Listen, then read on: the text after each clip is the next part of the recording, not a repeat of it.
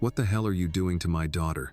Richard Langston's voice exploded across the nursery, sharp and furious. Maya Williams jolted as though struck.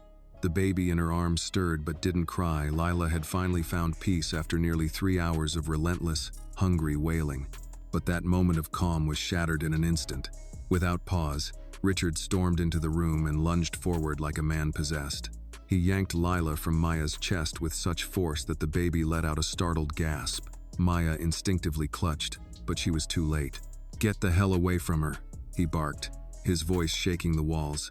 He turned and handed Lila to the stunned housekeeper who had just entered behind him. The older woman caught the child awkwardly, unsure what was happening. Then, without a word of warning, Richard shoved Maya backward with the full force of a man who'd lost control. Her body hit the edge of the dresser with a sickening thud before crumpling to the floor. A line of crimson bloomed from her temple, painting a thin streak down her cheek as she gasped in pain. The room froze. Richard stood over her, chest heaving, his face twisted with rage and disgust. "You filthy, how dare you!" he shouted, spit flying. "You're just the goddamn help. This isn't your child. She's not some project for you to play mother." "Ugh." Maya trembled, hands gripping the floor for balance. Her knees scraped and bloodied. Her lips parted, but only a breath came out. I didn't mean," she stammered, her voice barely audible. "She wouldn't stop crying, Mr. Langston. She was starving. The bottle didn't work. And so you thought you'd just unzip and nurse her like some stray pup?" He cut her off, eyes narrowing. "God, what kind of sick woman are you?" I've lost a child," she said, her voice breaking, 3 months ago. "My son, Elijah. He was 2 months old. I still have milk." Richard blinked, then scoffed, stepping away as though her grief disgusted him. "Oh, wonderful. So you're just leaking all over the damn place, and you figured you'd use my daughter to relieve yourself?" Maya's mouth opened in horror, but no sound came. "That is not what happened," she whispered, tears filling her eyes. "I was only trying to help. She was crying, she needed comfort." "No." Richard's expression hardened even more. "She needed her mother. And guess what? You're not her. You never will be. You're just a sad, broken woman trying to replace something she lost." He leaned down, voice low and cruel.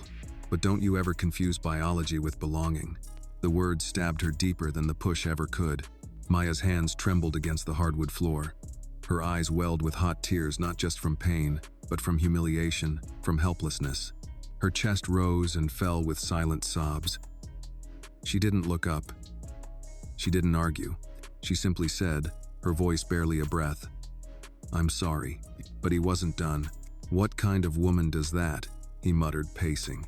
"Just walks into someone's nursery and treats a child like a replacement doll for her own?"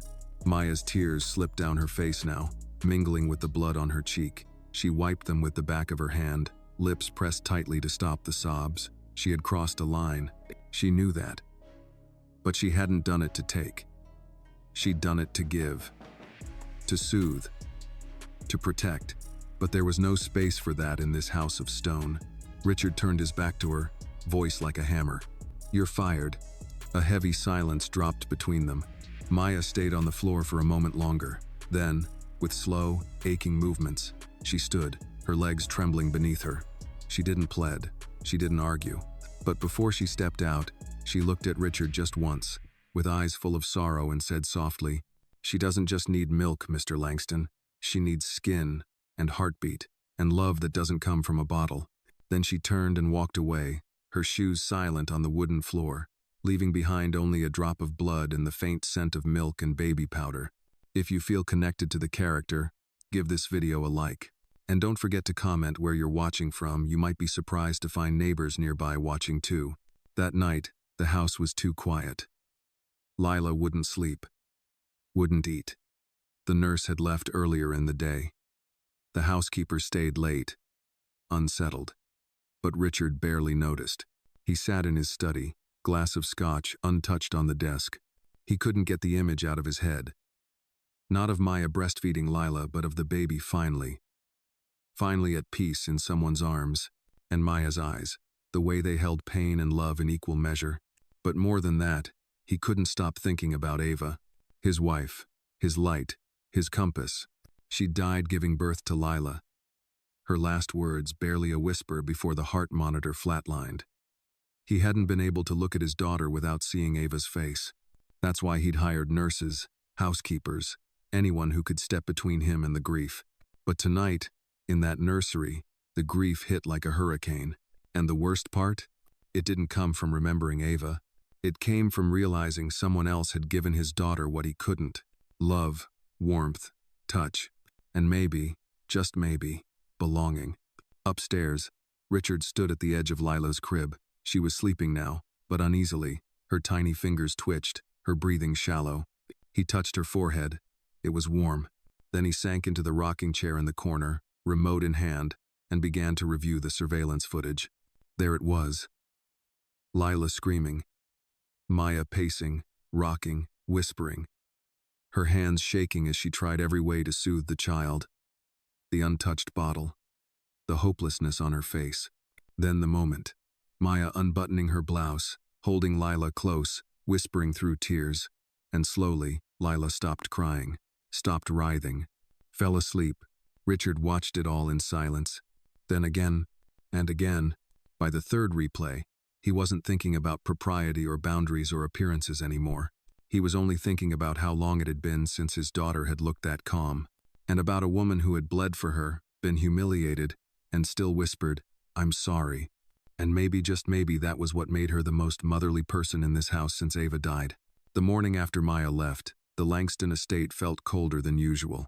Not because of the snow frosting the windows or the draft whispering through the antique vents, but because of the silence, the kind that settled not just in the air, but in the walls, in the heartbeat of the house. Richard Langston sat alone at the long dining table, staring at a half-eaten slice of toast. His coffee had gone cold. His phone buzzed intermittently, emails, meeting requests, stock updates, but he didn't answer any of them. Upstairs, Lila had been crying since 6 a.m. The new nurse hadn't arrived yet, and the housekeeper, Maria, was trying her best, but Lila refused every bottle. Richard had heard the same frantic wails echo down the hallway for over an hour. He took another bite, then stopped. He couldn't swallow. Something in him, something he wasn't ready to name, twisted every time he heard her cry. He stood, tossed the toast into the sink, and walked toward the nursery with heavy steps. The door was slightly ajar. Inside, Maria stood beside the crib, gently rocking Lila in her arms, whispering in Spanish. But the baby thrashed, red-faced and furious, pushing the bottle away with tiny fists. Her cries were sharp, shrill, and full of something deeper than hunger grief. "I'm sorry, sir," Maria said without turning. "She won't take it. Not since yesterday." Richard ran a hand through his hair. "Have you tried warming the formula more?" "I've tried everything," Maria said gently. "It's not the milk she wants." He knew that. He didn't want to know it, but he did. He took a step closer, looked at his daughter's flushed face. Her eyes were wild, unfocused, her body stiff with distress. "Would you like to hold her, Mr. Langston?" Maria asked.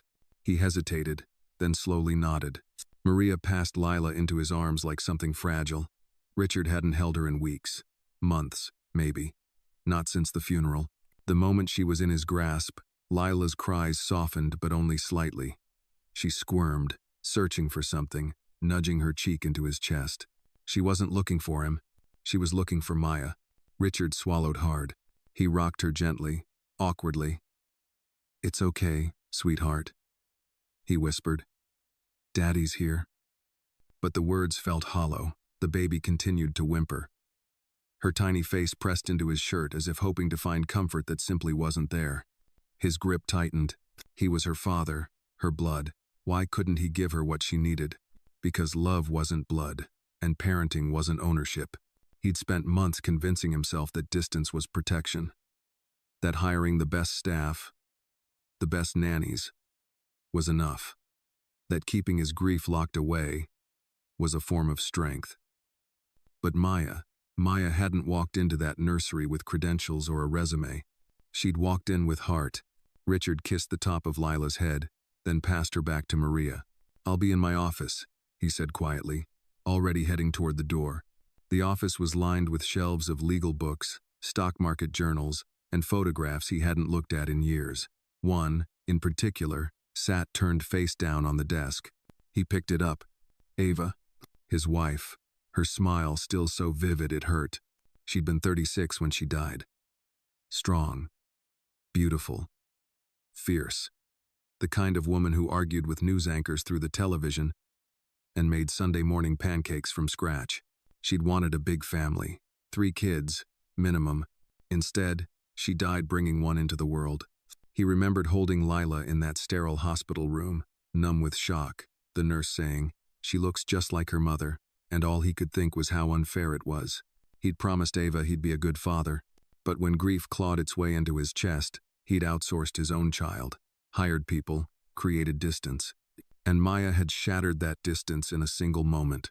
He opened his laptop and clicked on the employee files. Maya's folder was still there. He stared at the screen, then clicked play on the security footage again. Her arms, her voice, her tears. He paused it at the exact moment she looked down at Lila and whispered something he couldn't hear, but he didn't need to. The look on her face was enough. He remembered her last words before she left. "She doesn't just need milk, Mr. Langston. She needs skin and heartbeat and love that doesn't come from a bottle." He closed the laptop.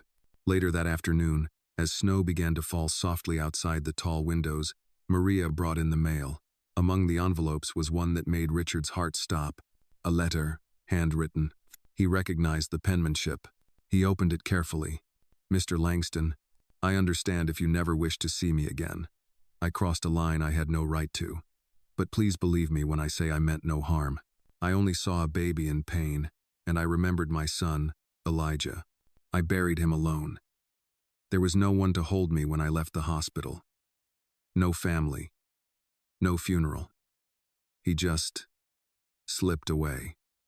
And all I had left was milk and grief. So when I heard Lila cry, something in me broke. I didn't think. I just loved her. I'll collect my things next week. I won't disturb you again. I'm sorry. Maya Williams." Richard stared at the page. It was wrinkled at the corner, as if she'd held it for a long time before deciding to send it. He read it again, and then, without thinking, he stood, grabbed his coat, and walked out into the cold. It didn't take long to find her. The address in her file led him to a modest apartment complex on the edge of town brick exterior. Narrow stairwells. Old paint peeling from the railings. He knocked on her door, heart pounding in a way that had nothing to do with the weather. When the door opened, Maya's eyes widened in shock. She was wearing a simple sweatshirt, her hair pulled back, eyes tired but alert. "Mr. Langston?" she said, stunned. What are you doing here?" He swallowed, breath fogging in the cold. "I came to say I was wrong." She blinked. "What?" "I treated you like garbage. I said things that I shouldn't have. Things I can't take back." He paused. "But I read your letter, and I saw how Lila looked at you. How she calmed in your arms. That wasn't just instinct, that was connection, something I haven't been able to give her since Ava." He stopped himself, voice breaking. Maya's gaze softened, but she didn't speak. "I need your help," he said, "not just as a caregiver, but as someone who clearly understands what my daughter needs better than I do." Her lips parted. "You're asking me to come back?" "I'm asking you to come home." Maya's eyes welled, but she blinked the tears back. "Under one condition." Anything," Richard said. "You don't treat me like furniture," she said. "I may have made a mistake, but I'm not invisible." Richard nodded slowly. "You're not. Not anymore." She stepped aside, letting him in from the cold. The door clicked shut behind Richard as Maya stepped back into her modest apartment, her bare feet padding gently across the worn hardwood floor. The space was small but warm, filled with muted light and quiet strength, much like the woman who lived in it. Richard stood awkwardly just inside the doorway, still holding his gloves in one hand, uncertain of what to say next. The truth was, he hadn't planned this far. He only knew he had to find her, had to say the words he hadn't known he was capable of saying just days before. Maya gestured toward the small sofa. "Would you like to sit?" He nodded, grateful. The cushions sank beneath his weight, the room filled with the gentle hum of the radiator and the faint tick of an old wall clock. It felt lived in, not curated, not designed by professionals. It felt real. Maya poured him a glass of water and handed it to him without a word, then sat across from him, arms folded loosely across her chest. She wasn't angry anymore, but she wasn't soft either. She had nothing left to prove, and Richard knew it. "I didn't expect you to actually come," she said finally. "I didn't expect to," he admitted. She gave a small, almost imperceptible smile. "What changed?" He looked at the glass in his hand, then up at her. "You did." She tilted her head, waiting. "I saw what you did for my daughter," he continued. "Not just with your body, but with your heart. The way you held her, you weren't trying to replace anyone. You were just trying to give her what she needed." Maya's throat tightened. "She reminded me of my son." "I know," Richard said. "And I'm sorry I mocked that. I didn't know how to handle it. The grief, the fear. I thought I was protecting her by keeping everything controlled, distant, but all I was doing was letting her grow up in a house without touch. She needs more than a roof," Maya said quietly. "She needs warmth, smell, rhythm, voice. She needs to be held." "I want to try again," he said, "but I can't do it without help." "Without you." Maya was silent for a moment. Then she stood, walked to a small bookshelf, and pulled down a photo frame. She held it out. Richard took it. The picture showed a tiny baby boy swaddled in a blue blanket, eyes closed, his skin smooth and soft and still. Maya sat beside him, in a hospital gown, eyes hollow but loving. Her hand cupped his head. "Elijah," she whispered. "He never cried, not once. He was just quiet, and then he was gone." Richard felt a lump rise in his throat. "I'm sorry." Maya nodded, reclaiming the frame and setting it gently on the table. Lila's scream woke something in me, something I'd buried so deep, I didn't even know it was still alive. He leaned forward. "I don't want to bury anything anymore. I want Lila to grow up, feeling safe, and loved, and seen." Maya studied him, her gaze steady. "It won't be easy. You've been running from your grief for a long time." "I know," he said. "I'm tired of running." A long silence followed, not uncomfortable, but heavy with mutual understanding. Then Maya stood and reached for her coat. "I'll come with you," she said softly. "But we start fresh. New rules, no walls." Richard stood too. "Agreed. And if you ever push me again," she added, arching a brow, "I'll deck you." For the first time in what felt like years, Richard laughed. The ride back to the Langston estate was quiet but not tense. The city blurred past in winter grays and soft golds as the car rolled through tree-lined streets. When they pulled into the long drive, Maya's breath caught. The house loomed large and intimidating in the snowlight, a mansion of wealth and sorrow, but this time, it didn't feel like a prison. It felt like a place waiting for change. Inside, Maria greeted them with wide eyes. "Senor Langston?" "She's with me," he said gently. "She's coming back." Maya gave Maria a warm, tired smile. The older woman's face broke into a wide grin. "Gracias a Dios," she whispered. Richard turned to Maya. "Do you want to check on Lila?" She didn't answer with words. She just walked. Upstairs, the nursery door creaked open. The mobile above the crib spun slowly, casting soft shadows across the room. Lila stirred at the sound of the door, her eyes fluttering open. When she saw Maya, her little hands lifted. Maya rushed forward. "Oh, baby," she whispered, scooping the child into her arms. "Mama's here." The infant snuggled into her neck like a puzzle piece falling into place.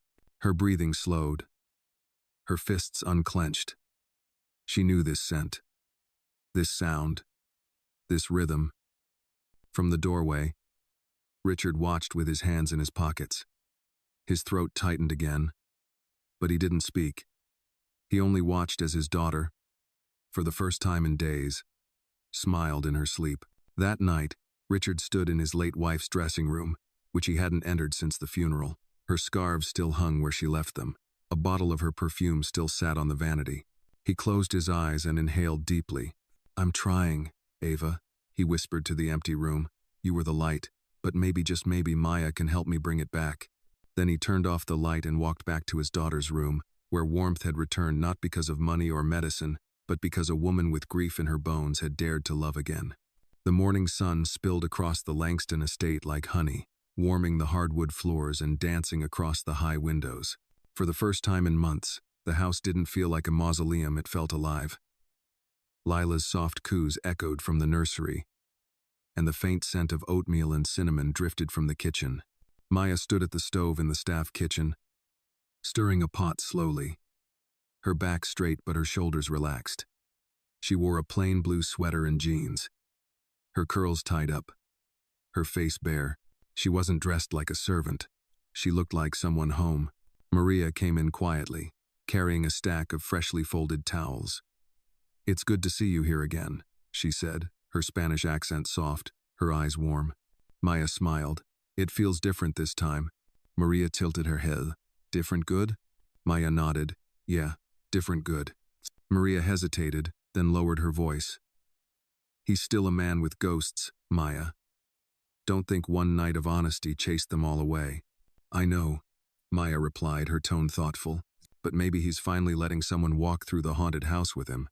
They shared a look, one of mutual understanding between women who had seen men break and had to decide whether to walk away or reach out. Upstairs, Richard was finishing a call in his study. The morning light poured across the oak desk, the leather chair creaked beneath him, and for once, he didn't feel the weight of the world pressing against his spine. "I'll approve the merger if and only if legal gives me full indemnity. No exceptions," he said, then hung up. But instead of returning to work, he found himself staring again at the small baby monitor on the corner of the desk. The screen showed Lila sleeping peacefully in her crib, one tiny hand curled beside her cheek. He thought about the previous night, how Maya had held Lila close while humming something soft and wordless, how Lila had stopped crying within seconds, how Maya had looked at her like she mattered, not as a burden or a task, but as a soul. He remembered watching from the hallway, afraid to interrupt. He still wasn't sure what Maya was to him now. She wasn't just a nanny. She wasn't just a guest. But she wasn't a friend either. She was something he hadn't had in years, a presence that didn't ask for anything but brought everything he needed. He stood and left the study. Maya was just finishing washing the dishes when he found her in the kitchen. "Good morning," Richard said. Maya turned, surprised. "Morning." He hesitated. "I made coffee." She raised an eyebrow. "You made coffee?" "I know how," he said defensively. She laughed gently. "Is that a peace offering or a cry for help?" "Both," he said, handing her the mug. They sat at the small table, sipping in silence for a few moments. "I've been thinking," Richard began, "about Lila, about routines. I know I've been distant, but I'd like to try. I want to be present." Maya looked at him, serious now. "That's not something you just say once. Being present means showing up when it's hard. Even when she cries. Even when you feel like you're failing." "I'm ready to fail," he said, "as long as I get to try." Maya nodded. "Good. Because she'll remember who was there. That's how children learn love, not through perfect words, but through presence." He looked at her, something like awe in his eyes. "You talk like a mother." "I am a mother," she said, quietly but firmly. The words hung in the air, rich with unspoken layers. She wasn't asking for validation. She was stating a truth that grief had never managed to erase. Later that afternoon, Richard insisted on feeding Lila himself. He sat in the nursery, awkwardly balancing the baby bottle as Maya watched from the doorway. Lila squirmed at first, clearly unimpressed, but eventually settled. Richard beamed like he'd won an Olympic medal. "She's drinking. She's tolerating," Maya corrected with a grin. "But that's a start." They sat together on the floor after that. Lila nestled between them on a soft blanket, her tiny fists swiping at the stuffed giraffe Maya had brought from her apartment. "She's strong," Maya murmured. "Like Ava, I think." Richard's smile faded slightly. "Ava would have loved her." "My cat." "I know." He looked at Maya. "You remind me of her sometimes." Maya blinked. "That's a complicated compliment." "She had fire too," he added. "Kindness mixed with something unbreakable." Maya didn't respond, but her eyes softened. Just then, a knock echoed through the hallway. Maria poked her head in. "Mr. Langston, there's someone at the gate asking for you. A man. Says his name is Joseph Martin. Says he's with CPS?" Richard stood slowly. "What?" Maya's body tensed. "Child Protective Services?" Maria nodded. "He says it's a courtesy visit." Richard exchanged a look with Maya. "Stay here. I'll handle it." Downstairs, Richard met a man in his early 50s, in a brown jacket with a visitor badge clipped to his collar.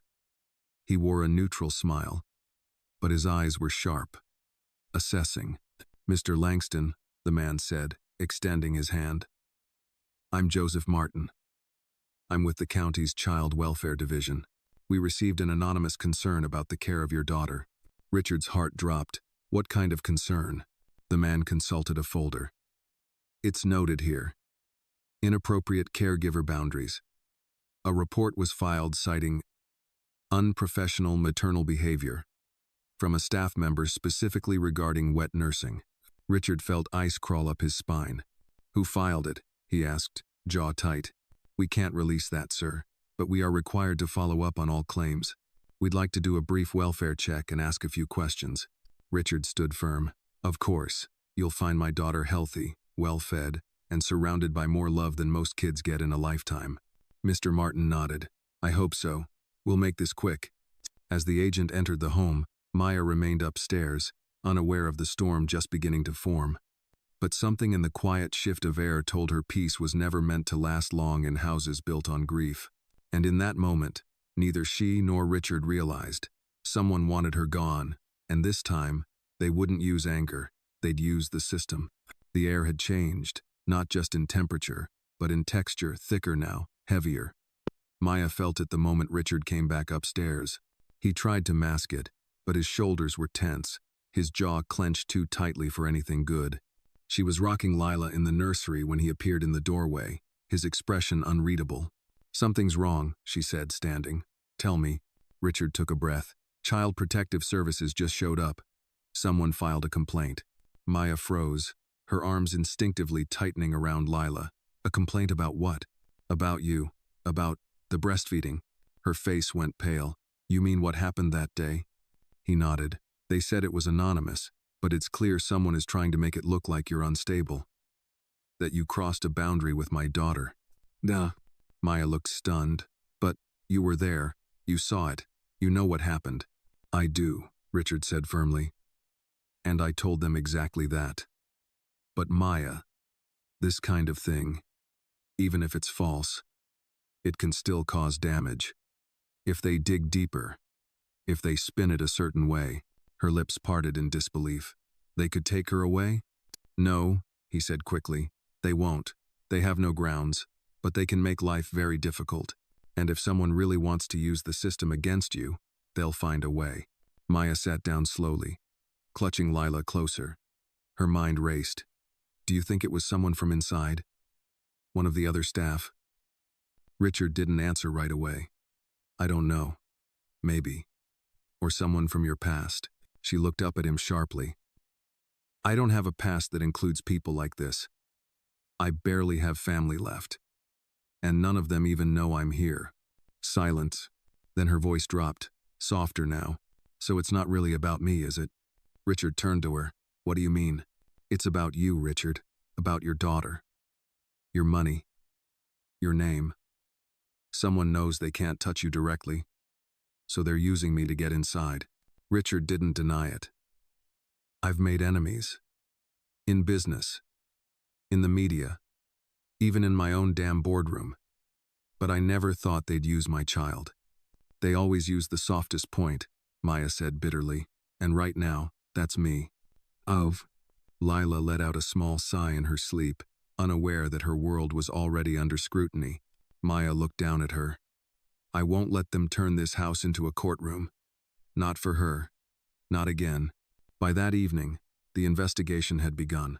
Mr. Martin and a second agent returned unannounced, this time with forms, follow-ups, and far more serious expressions. They asked to see Lila, asked where she slept, asked who bathed her, who changed her, who was emotionally close.